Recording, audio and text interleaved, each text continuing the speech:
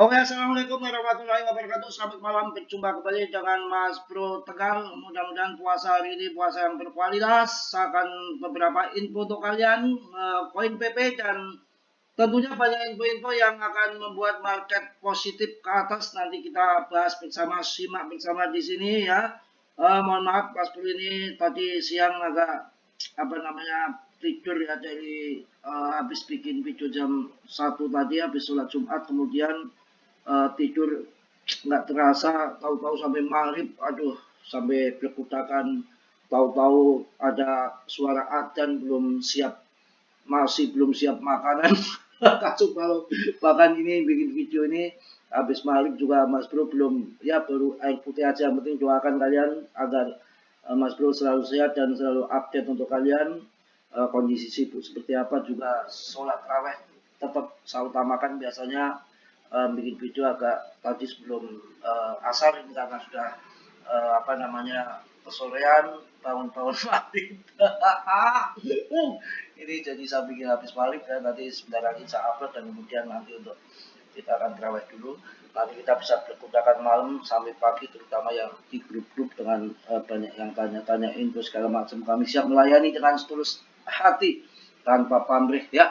Oke, langsung akan saya bahas di sini untuk PP. Saya rasakan menjadi koin yang terbaik karena masih rankingnya masih di 39, tidak kemana-mana dengan market cap mendekati 30 triliun dengan holder yang sudah meningkat terus di 500.000,39k, yang mana suplainya maksimalnya beredar ataupun suplai totalnya semua tetap rapi, berada di dalam kondisi yang bagus, tidak ada yang aneh-aneh. Debtnya tidak megang banyak, tinggal tunggu. Ini adalah siklus model baru.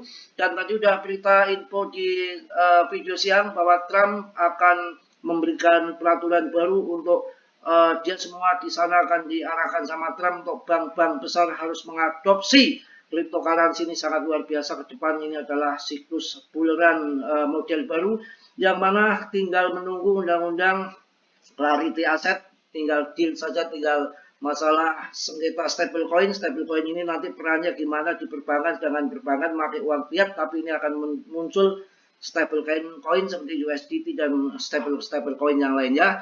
Kita untuk melihat daripada PP nggak ada yang bisa diragukan lagi, kita tinggal menunggu saja semua turun ya, kita sabar, holding, nikmati puasa dulu. Oke, langsung akan saya bahas mengenai bagaimana kondisinya ETH. Yang info terbaru, ETH siap gebrakan besar di tahun 2026. Apakah harga ETH akan meledak? Mudah-mudahan meledak ya. Kita meledak di ETH, kita cuan semua. Pembaruan besar dari Ethereum Foundation baru saja diumumkan menandai langkah strategis menuju masa depan jaringan ETH. PP ada di jaringan ETH, mudah-mudahan ikut meledak jadi RP1. Kita bisa kaya mendadak pada tahun 2026. Pembaruan besar Ethereum Foundation baru saja diumumkan menandai langkah strategis menuju masa depan jaringan Ethereum pada tahun 2026 di tengah tekanan pasar yang membuat harga Ethereum turun lebih dari 33% sepanjang tahun ini. Komunitas kripto ingin menyoroti apakah inovasi teknis ini mampu mengubah nasib harga ETH. Mudah-mudahan dengan roadmap yang semakin jelas, para pengembang ETH berambisi membawa perubahan signifikan pada skalabilitas, pengalaman pengguna, dan ketahanan jaringan. Namun pertanyaan utama tetap, apakah pembaruan ini cukup kuat untuk mengangkat harga ETH? Mudah-mudahan ETH terbang dengan skalabilitas dan inovasi teknis jadi fokus utama. Pada tahun 2026, Ethereum Foundation memperkenalkan struktur kerja baru yang lebih terfokus pada 3 jalur utama. Salah satu adalah peningkatan skalabilitas. Jalur ini menggabungkan upaya yang sebelumnya terpisah antara pengembang layer 1 dan pengembang data block ya, dengan tujuan utama meningkatkan batas gas layer 1 hingga melampaui 100 juta. Bla bla bla bla bla. Bosan juga saya ya.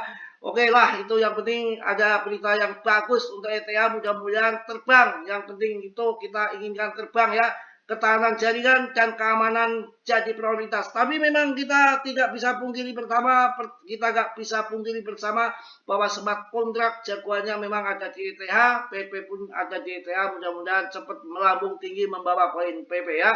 Prospek ETH antara inovasi dan sentimen pasar. Sejarah mencatat bahwa upgrade besar seperti Petra Pusaka memberikan dampak berbeda terhadap harga ETH. Petra diluncurkan di tengah sentimen pasar positif, berhasil mendorong harga ETH naik 31% dalam 24 jam, bahkan mencatatkan rekor tertinggi baru pada Agustus. Mudah-mudahan nanti ya bisa terbang kembali. Kita lihat simak berita selanjutnya. Buru-buru Mas Bro mau terawih.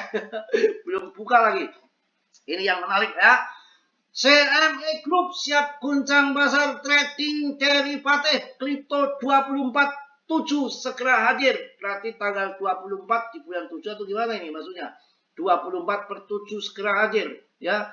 CMC Group, langkah revolusioner tengah diambil oleh CME Group, bursa derivatif terbesar di dunia, dengan mengumumkan peluncuran perdagangan derivatif kripto selama 24 jam penuh, tujuan 7 hari seminggu.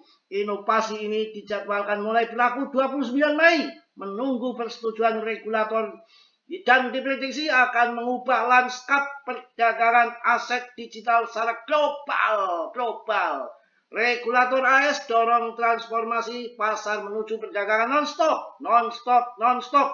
Otoritas Keuangan Amerika Serikat seperti Securities and Exchange Commission (SEC) ini dan Community of Future Trading Commission (CFTC) kini telah mengkaji kemungkinan penerapan jam perdagangan tanpa batas waktu di pasar modal. Langkah ini diambil sebagai respon terhadap realitas ekonomi global yang semakin terhubung dan menuntut akses pasar yang selalu terbuka. Wah, mantap ini. Beberapa bursa pasar termasuk Nasdaq, New York Stock Exchange, NYSE juga telah mengumumkan rencana ekspansi jam perdagangan mereka. Nasdaq misalnya akan memperluas jam perdagangan menjadi 24 jam selama 5 hari dalam seminggu, sementara NYSE tengah mengembangkan plafon tokenisasi saham dan ETF dengan